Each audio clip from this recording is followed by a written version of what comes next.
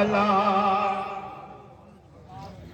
اور کوئی غیب کیا تم سے نہاں ہو بھلا جب نہ خدا ہی چھپا تم پہ کروڑوں درود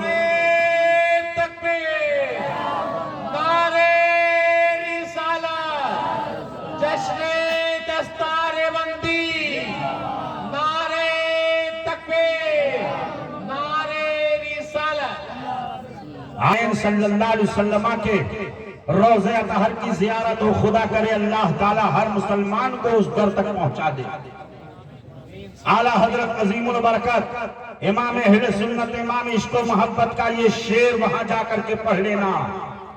ایک میں کیا میرے عصیاں کی حقیقت کتنی، ایک میں کیا میرے عصیاں کی حقیقت کتنی، ایک میں کیا میرے عصیاں کی حقیقت کتنی، اور مجھ سے 100 لاکھ کو کافی ہے اشارہ تیرا، مجھ سے 100 لاکھ کو کافی ہے اشارہ تیرا۔ آقا کونین صلی اللہ تعالیٰ علیہ وسلم لوگ کہتے ہیں نبی مر کر کے مٹی میں مل گئے، نہیں نہیں، اللہ کے پیارے حبیب صلی اللہ علیہ وسلم اپنی قبر اطہر میں زندہ ہے، اور تمام انبیاء کرام علیہم الصلاۃ والتسلیم اپنی اپنی قبروں میں زندہ ہے۔ یہ اہل سنت و جماعت کا عقیدہ ہے۔ آقا کونین صلی اللہ علیہ وسلم کے وصال شریف کے 3 دن کے بعد میں ایک اعرابی مکہ مدینہ منورہ پہنچتے ہیں۔ آقا کونین صلی اللہ تعالیٰ علیہ وسلم کے تعلق سے آپ کی زیارت کرنے کے لیے خبر ملتی ہے کہ آقا کونین صلی اللہ علیہ وسلم کا وصال شریف ہو گیا ہے۔ نبی کونین صلی اللہ علیہ وسلم کو پوچھتے پوچھتے جب تربت اطہر کے پاس پہنچتے ہیں، کسی نے اشارہ کیا، وہ دیکھو نبی کونین صلی اللہ علیہ وسلم کی تربت اطہر موجود ہے۔ پہنچتے ہیں اور پہنچنے کے بعد وہاں کی خاک اٹھا کر کے اپنے سر پر رکھتے ہیں، اور آقا کونین صلی اللہ علیہ وسلم کی بارگاہ میں عرض گزار ہوتے ہیں، میرے آقا میں گناہوں کا بوجھ لے کر کے آپ کی بارگاہ میں حاضر ہوا ہوں، یا رسول اللہ آپ کا اشارہ ہو جائے تو سارے گناہ کٹ جائیں، آپ کا اشارہ ہو جائے تو سارے گناہ دھل جائیں، یا رسول اللہ نظر کرم فرما دیجئے۔ نبی کونین صلی اللہ علیہ وسلم کے دربار گہربار میں وہ صحابی حاضر ہو کر کے اپنے معروضات پیش کر رہے ہیں، تب تک قبر اطہر سے آواز آتی ہے، جا تیرے خطاؤں کو معاف کر دیا گیا، تیرے گناہوں کو معاف کر دیا گیا۔ اعلیٰ حضرت عظیم البرکات امام اہل سنت اسی طرف اشارہ کرتے ہوئے اپنے سلام میں یوں عرض گزار ہوتے ہیں، یا رسول اللہ گرچہ ہیں بے حد قصور تم ہو عفو غفور، گرچہ ہیں بے حد قصور تم ہو عفو غفور، یا رسول اللہ گرچہ ہیں بے حد قصور تم ہو عفو غفور، اور بخش تو جرم و خطا تم پہ کروڑوں درود، بخش تو جرم و خطا تم پہ کروڑوں درود۔ آقا کونین صلی اللہ تعالیٰ علیہ وسلم کے صحابہ کی یہ شان ہے۔ دیکھو آج مولائیت کے نام پر کچھ نوجوان ہمارے بہک رہے ہیں اور گمراہی کے راستے پر جا رہے ہیں اور کہتے ہیں ہم مولائی ہیں، ہم مولائی ہیں، ہم مولائی ہیں، مولا علی کے ماننے والے ہیں۔ یقیناً مولا علی کی شان بہت بلند ہے، حیدر کرار ہیں، داماد پیغمبر ہیں۔ نبی کونین صلی اللہ تعالیٰ علیہ وسلم نے انہیں اپنا دنیا اور آخرت میں بھائی قرار دیا ہے۔ آقا کونین صلی اللہ علیہ وسلم نے بڑی فضیلت بیان فرمائی ہے حضرت علی کی، من کنت مولا فعلی مولا، میں جس کا مولا ہوں علی بھی اس کے مولا ہے، میں جس کا آقا ہوں علی بھی اس کے آقا ہے۔ حضرت علی رضی اللہ تعالیٰ وارضاہ عنہ کی فضیلت اپنی جگہ پر مسلم ہے، لیکن اہل سنت و جماعت کے تمام علماء منبر رسول پر یہاں پہ تشریف فرما ہے۔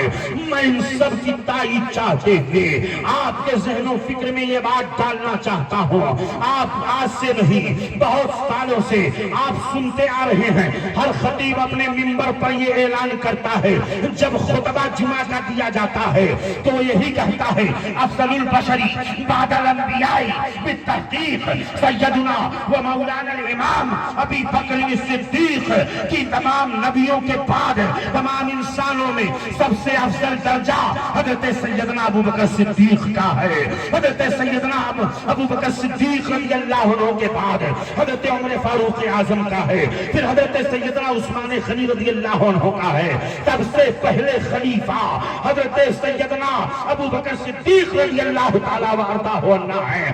اور کیوں نہ ہو، میرے آقا علیہ الصلوۃ والتسلیم نے اپنی حیات طیبہ ہی میں حضرت ابو بکر صدیق کو مصلی امامت پر کھڑا کر کے میرے آقا نے اشارہ فرما دیا تھا کہ میرے بعد میرے خلیفہ حضرت سیدنا ابو بکر صدیق رضی اللہ تعالیٰ وارضاہ عنہ ہیں۔ ایک عورت آتی ہے بارگاہ رسالت میں، عرض گزار ہوتی ہے یا رسول اللہ آپ موجود ہیں، ہم آپ سے مسائل پوچھ رہی ہیں، اے میرے آقا جب آپ موجود نہیں رہیں گے تو ہم کس کے پاس جائیں گے؟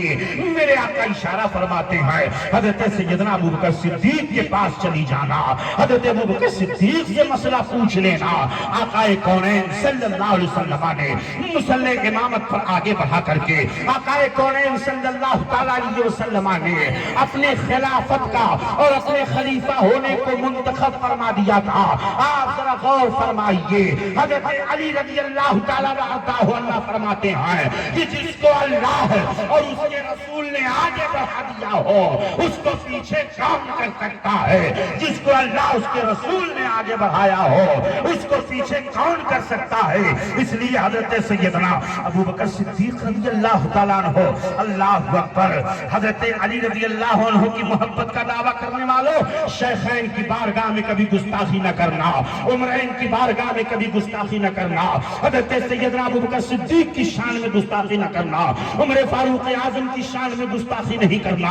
یہ حضرت سیدنا ابو بکر صدیق ہے کہ جن سے پوچھا جا رہا ہے ابو بکر یہ بتاؤ سب سے زیادہ پسند آپ کو کیا چیز ہے؟ تو حضرت ابو بکر صدیق عرض گزار ہوتے ہیں سنو سنو اے لوگوں سنو سنو، مجھے سب سے زیادہ جو چیز پسند ہے وہ بتا ہی دیتا ہوں۔ حضرت ابو بکر صدیق کہتے ہیں رسول پاک کے چہرے کا دیدار کرنا یہ مجھے سب سے زیادہ پسند ہے، مجھے سب سے زیادہ پسند ہے کہ میں اپنے آقا کے رخ زیبا کا دیدار کرتا رہوں۔ اور کیا پسند ہے؟ میں اپنا سارا مال حضور پر قربان کرتا رہوں، یہ مجھے سب سے زیادہ پسند ہے۔ اور کیا پسند ہے؟ میری بیٹی عائشہ نبی کونین صلی اللہ علیہ وسلم کے نکاح و زوجیت میں رہیں، یہ مجھے سب سے زیادہ پسند ہے۔ حضرت ابو بکر صدیق کا عشق ذرا دیکھیے، آقا فرماتے ہیں میرے صحابیوں تم جانتے ہو ابو بکر صدیق کو یہ افضلیت اور یہ مقام کیوں حاصل ہوا ہے؟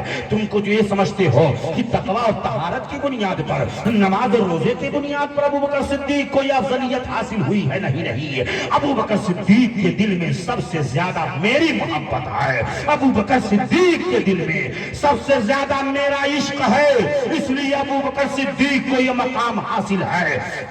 حضرت ابو بکر صدیق کا عشق ذرا دیکھیے، اللہ اکبر، ابھی نماز فجر ہونے میں کافی ٹائم ہے، اذان بلال حبشی نے نہیں دیا ہے، ابھی بہت ٹائم ہے، تقریباً گھنٹہ 2 گھنٹے کا وقت ہے، ابھی فجر کی اذان نہیں ہوئی ہے۔ حضرت ابو بکر صدیق اپنے بستر پر ہے، نیند نہیں آ رہی ہے، جب تک سرکار کے رخ زیبا کا دیدار نہ ہو جائے، جب تک مصطفیٰ کے رخ نبوت کا دیدار نہ ہو جائے۔ ابو بکر صدیق اپنے بستر سے اٹھتے ہیں اور اٹھ کر کے آقا کون کونین صلی اللہ علیہ وسلم کی چوکھٹ پر چلے آتے ہیں اور اب اسی چوکھٹ پر اپنا سر رکھ کر کے سو جاتے ہیں. اللہ اکبر. ایک معشوق کو اپنے عاشق کے آنے کی خبر اور عاشق کی خوشبو محسوس ہو جاتی ہے.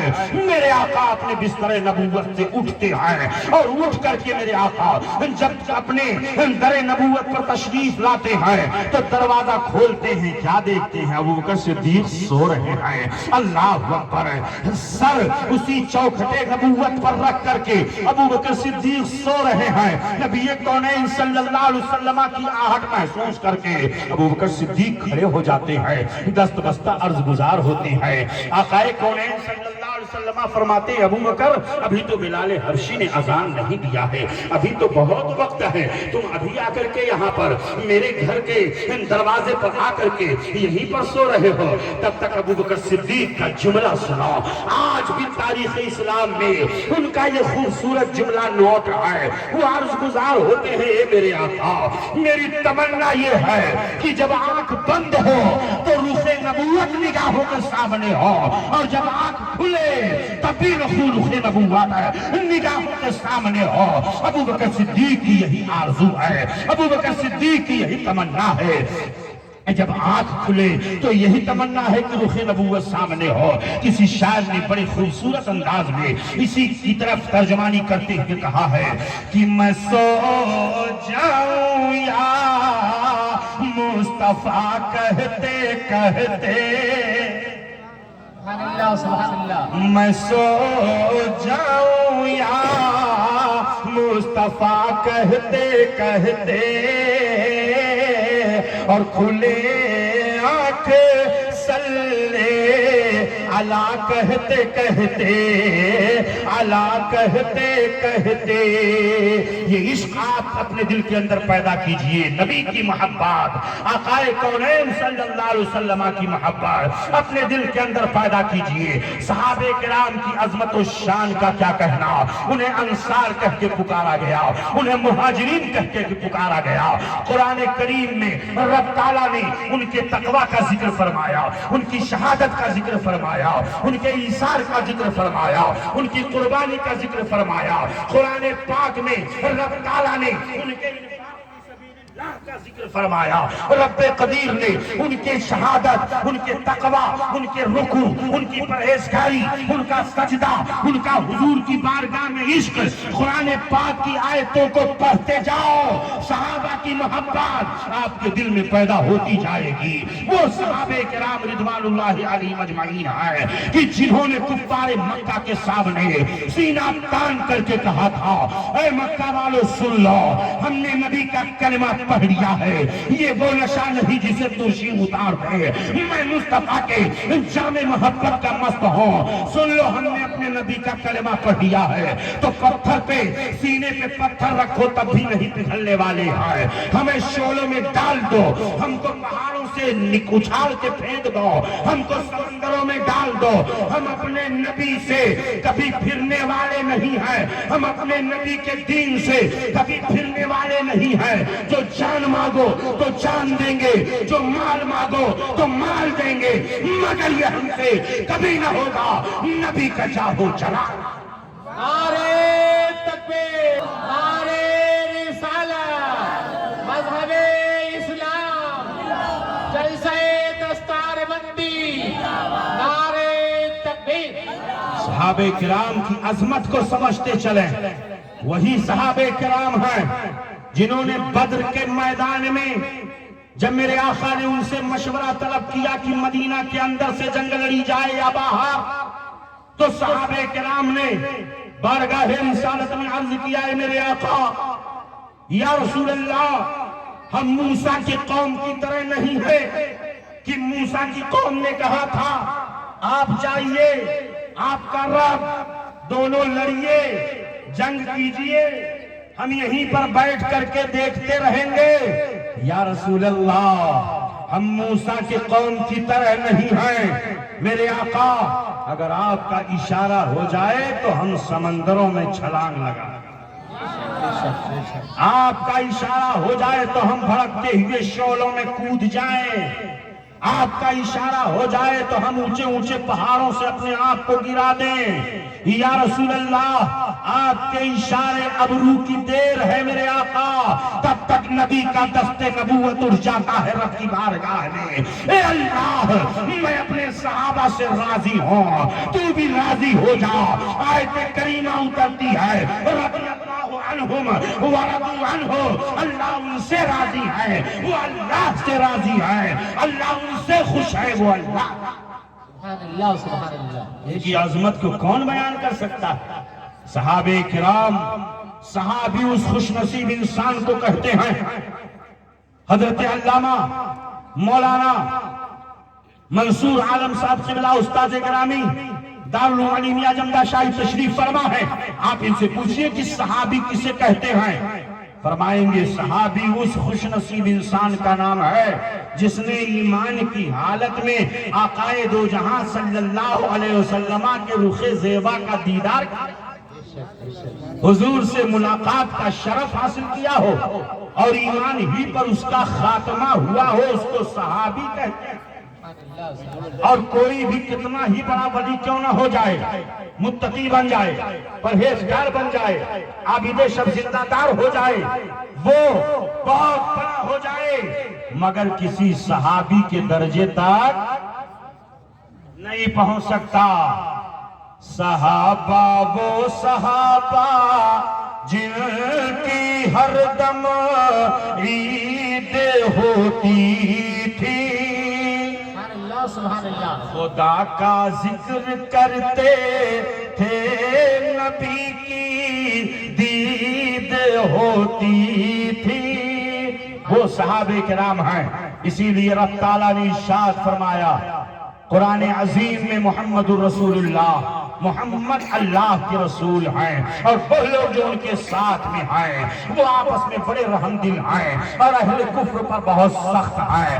اللہ کے پیارے حبیب صلی اللہ علیہ وسلم نے ارشاد فرمایا، میرے صحابہ کو برا بھلا نہ کہو، میرے اصحاب کو گالیاں نہ دو، میرے اصحاب کے معاملات کو اللہ رب العزت نے معاف کر دیا ہے، ان کے باہمی مشاجرات کو، ان کے باہمی معاملات کو رب تعالیٰ نے معاف کر دیا ہے۔ تو جب معاف کر دیا ہے تو کیوں اپنے ایمان و عقیدے کے تعلق سے جنازہ نکال رہے ہو؟ اللہ نے معافی کا پروانہ دے دیا ہے۔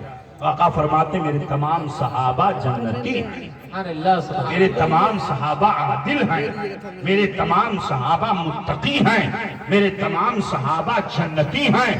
تو چاہے حضرت امیر معاویہ رضی اللہ عنہ ہوں، جتنے فضائل میرے آقا نے صحابہ کرام کے تعلق سے ارشاد فرمائے ہیں، ان تمام فضائل کے مصداق حضرت سیدنا امیر معاویہ رضی اللہ عنہ ہیں۔ یہ دستار بندی کا جلسہ ہے الحمدللہ۔ ابھی آپ دیکھیں گے یہ قرآن کا فیضان ہے دارالعلوم محمدیہ کی اساتذہ لائق مبارکباد ہیں کہ 5 شعبہ حفظ سے فارغ ہونے والے طلبہ ان کے سروں پر دستار باندھی جائے گی۔ یہ قرآن کا فیضان ہے۔ قرآن پڑھو، قرآن پڑھاؤ، اپنی بچیوں کو قرآن پڑھاؤ، اپنے بچوں کو قرآن پڑھاؤ، ایجوکیشن سسٹم کو درست کرو، تعلیمی ماحول کو مضبوط کرو، اپنے آنے والی نسلوں کے ذہن و فکر میں یہ بات ڈالو، اسلام کی حقانیت، حضور کی محبت، صحابہ کرام کا عشق، اسلام کی بنیادی تعلیمات، عقائد کے تعلق سے اپنے بچوں کو بتاؤ اسلام کیا ہے، اسلام کی حقانیت کس طور پر ہے، ماں باپ کا وقار کیا ہے، ماں باپ کی عزت کیا ہے، اساتذہ کا ادب و احترام کیا ہے، اور اپنے بڑے بڑوں کی عزت کیسے کی جاتی ہے، اسلام میں عورتوں کا مقام کیا ہے۔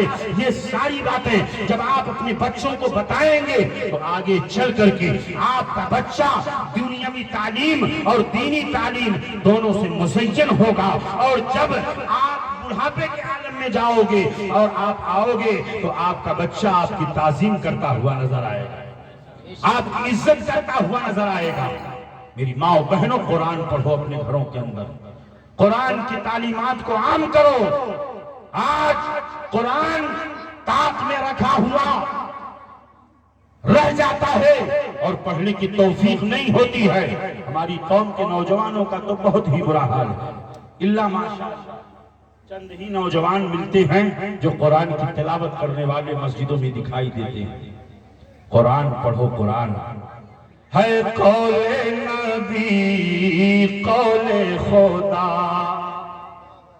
فرمان نہ بدلا جائے گا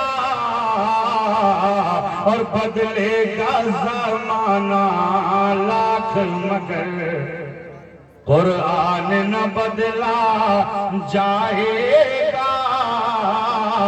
لا تبدیل لکلمات اللہ، اللہ کے کلمے کو کوئی بدلنے والا نہیں ہے. امت محمدیہ کے چھوٹے چھوٹے بچوں کے سینوں میں اللہ نے اتنی وسعت پیدا فرما دی ہے، اتنی وسعت پیدا فرما دی ہے کہ پورا قرآن الحمد کی الف سے لے کر کے والناس کی سین تک قرآن کی آیتیں ان کے سینے میں محفوظ ہو جاتی ہیں. وہ قرآن کی آیتوں کو اپنے سینے میں محفوظ کر لیتے ہیں. وہی قرآن ہے جس کو پہاڑوں پہ نازل کیا جاتا تو خوف الہی سے پہاڑ لرزہ ہو جاتا، خوف الہی سے پہاڑ پارا پارا ہو جاتا، خوف الہی سے پہاڑ بکھر جاتا، ریزہ ریزہ ہو جاتا. لیکن امت محمدیہ کے چھوٹے چھوٹے بچے 6 مہینے کے اندر، سال بھر کے اندر، 1.5 سال کے اندر قرآن کی آیتوں کو حفظ کر لیتے ہیں، پورا قرآن یاد کر لیتے ہیں. یہ قرآن کا معجزہ ہے. آپ چھوٹی سی بھی کتاب سال بھر کے اندر اندر